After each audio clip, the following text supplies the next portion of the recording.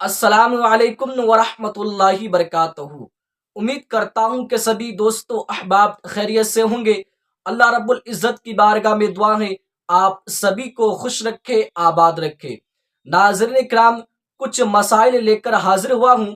آپ لوگوں سے گزارش ہے کہ اس ویڈیو میں میرے ساتھ بنے رہے۔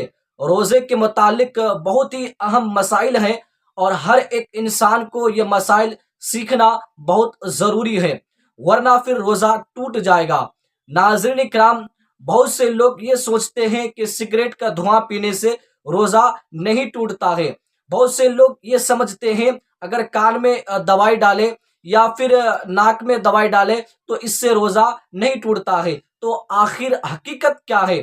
اگر الٹی آ جائے یا احتلام ہو جائے یا بیوی سے صحبت کر لے تو یہ ساری چیز انشاءاللہ آپ لوگ اس ویڈیو میں سن سکتے ہیں۔ ناظرین کرام، اگر کسی کا احتلام ہو جائے تو کیا اس سے روزہ ٹوٹ جائے گا؟ یا کوئی انسان اپنے اوپر خود غسل فرض کر لے تو کیا اس سے روزہ ٹوٹے گا یا نہیں ٹوٹے گا؟ تو آپ لوگوں سے گزارش ہے کہ اس ویڈیو میں میرے ساتھ بنے رہیں اور اس ویڈیو کو زیادہ سے زیادہ شیئر کریں۔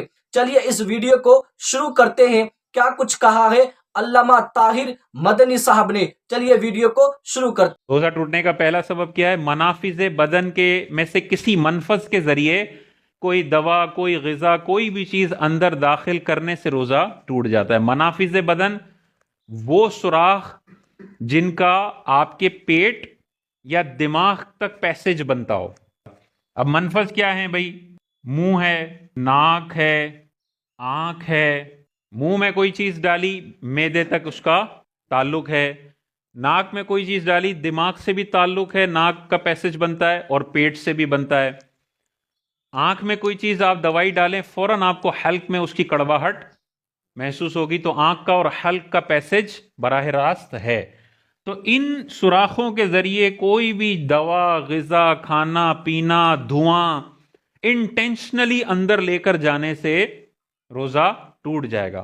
کان اگر ہم دیکھیں تو کان آج جدید سائنس بتاتی ہے، پہلے دور کے فتاوی میں آپ دیکھیں گے تو یہ لکھا ہوا ہے کہ کان سے بھی روزہ ٹوٹ جاتا ہے کان میں دوا ڈالنے سے، لیکن جدید سائنس یہ بتاتی ہے کان کا پیٹ سے کوئی پیسج نہیں ہے، کان کا دماغ سے کوئی پیسج، اندر سے بند ہوتا ہے کان، ٹھیک ہے؟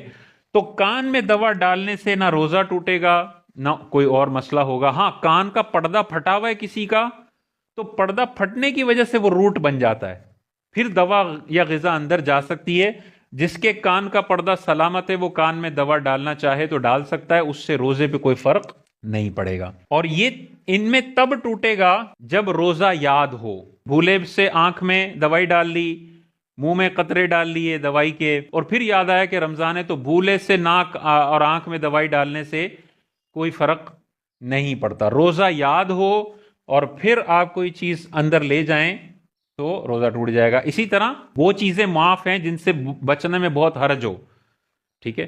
جیسے روڈ پہ آپ گھوم رہے ہیں، اتنا دھواں ہے، تو سانس کے ذریعے آپ دھواں اندر لے کر جا رہے ہیں، اس سے روزے پہ کوئی فرق نہیں پڑے گا۔ اسی طرح کوئی آٹے کی فیکٹری میں کام کر رہا ہے تو آٹا، گرد و غبار آٹا اتنا اڑ رہا ہے کہ سانس کے ذریعے یقیناً وہ اندر جا رہا ہے، یہ معاف ہے، اس سے بچنا میں حرج ہے۔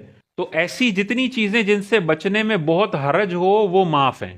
لیکن کوئی گاڑی کے جہاں سے دھواں نکل رہا ہے اندر جا کے کرتا ہے، تو اب اس نے جان بوجھ کے دھوئیں کو اندر لیا، یہ گاڑی کا دھواں اس کا روزہ توڑ دے گا۔ لیکن وہ ویسے کھڑا ہوا ہے، سانس لے رہا ہے، سانس لینا تو بند نہیں کر سکتا نا، تو سانس لے رہا ہے، اس کے ذریعے دھواں جا رہا ہے، مسئلہ نہیں۔ معلوم ہوا سگریٹ کا دھواں کوئی یوں کر کے کرتا ہے، ٹوٹ جائے گا، لیکن آپ سامنے کھڑے ہوئے، میں یوں کرتا ہوں اور آپ وہی سانس لے لیتے ہیں اندر، آپ کا روزہ، حالانکہ ایک ہی چیز ہے، میں نے بھی وہی دھواں اندر لیا، انہوں نے بھی وہی لیا، انہوں نے ان انٹینشنلی لیا، میں نے انٹینشنلی دھواں اندر لیا، میرا روزہ ٹوٹے گا، ان کا روزہ نہیں ٹوٹے گا۔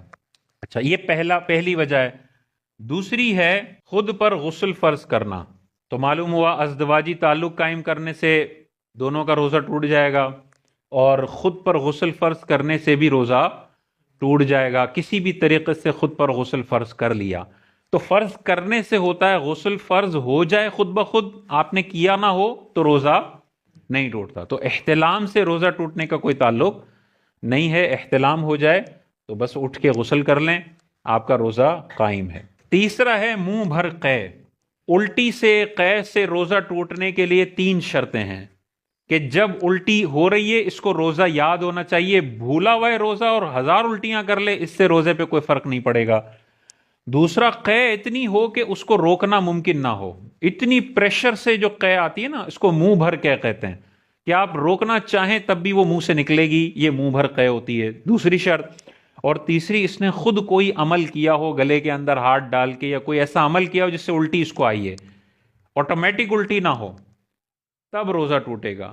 لیکن 90% کیسز میں الٹیاں آٹومیٹک آتی ہیں, آپ خود گلے میں انگلیاں ڈال کے الٹیاں نہیں کرتے. تو جہاں پر آپ نے انٹینشنلی الٹی کا کوئی عمل نہیں کیا وہاں الٹی سے بہرحال روزے پہ کوئی فرق نہیں پڑے گا. اس سے یہ بھی پتا چل گیا کہ ہلکی پھلکی الٹی آئی اور وہ نگل لی, بعض اوقات بڑی ڈکار آ جاتی ہے اور سحری کے اندر قورمہ کھایا ہوتا ہے اور ظہر میں وہ قورمہ ڈکار میں پلٹ کے آتا ہے اور حضرت پھر دوبارہ اس کو اندر لے جاتے ہیں اور پھر ٹینشن آتے ہیں کہ یہ تو گلے میں تیکھا تیکھا ذائقہ آ گیا تو میرا روزہ ٹوٹا یا نہیں ٹوٹا. تو نہیں ٹوٹا, کیونکہ تھوڑی بہت الٹی نکلنے سے اور پھر اس کے واپس چلے جانے سے, ہاں یہ گندی مثال ہے کہ بالکل منہ سے باہر نکل آئے اور پھر وہ اندر لے کر چلا جائے تو وہ تو تھوک بھی باہر نکلا اور کسی نے اندر کر لیا یہاں سے تو ٹوٹ جائے گا روزہ. اندر منہ کے اندر تھوک ہو وہ نگلتا رہے اس سے فرق نہیں پڑے گا. ہاں بہت زیادہ منہ میں تھوک جمع کر کے اس کو پی لینا یہ مکروہ لکھا ہے لیکن اس سے بھی روزے پہ فرق نہیں پڑے گا. لیکن خدا نہ خواستہ تھوک باہر آیا اور اس نے اسے اندر لے لیا, اب روزہ ٹوٹ گیا کیونکہ یہ باہر سے کوئی چیز اندر لے کر جا رہا ہے. یہ 3 اسباب ہیں دنیا کے اندر روزہ ٹوٹنے کے, یہ اسباب ہیں بس. اس کے علاوہ روزہ ٹوٹنے کا تعلق اس کے علاوہ چیزوں سے روزہ ٹوٹنے کا بہرحال تعلق نہیں ہے.